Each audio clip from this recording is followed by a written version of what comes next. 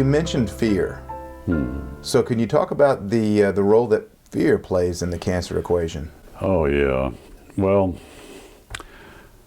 what is important for people to understand about cancer is that it's a response to something that's happened to our bodies. One of the things, of course, is emotional upset, as you know.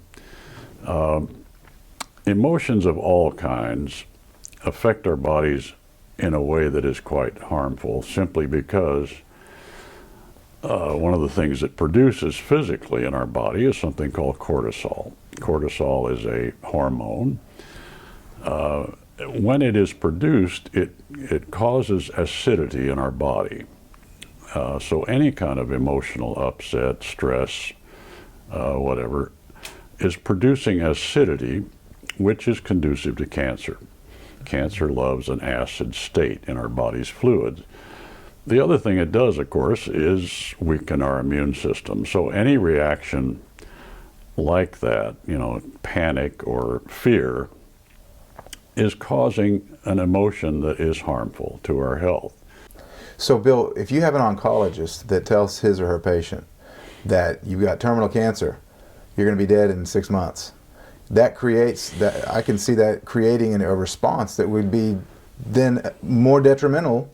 The patient would be in worse shape then than before they had heard that diagnosis because of the emotional reaction. Yeah, it's very well proven that not only does this program the brain, literally, to listen to this God, this doctor that we all worship from toddlerhood on as the person that has the answers when we're sick, and he has just given you a death sentence. Well, this programs your mind. This guy must be correct, and your mind controls your body, in major ways.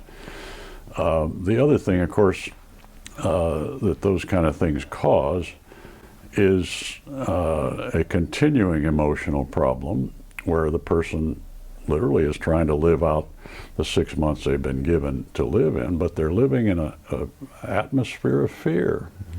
And it is extremely damaging to have those kind of death notices, I call them, the terminal notice that somehow you're not going to survive. This is very, very vicious.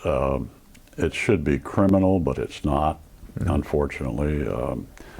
The doctors basically, as I understand it, with those kind of prognosis, are trying to cover their behinds, basically. That's all. I mean, if the person dies within 2 or 3 months and they haven't anticipated it, they can be sued by the family. So they give you a death notice.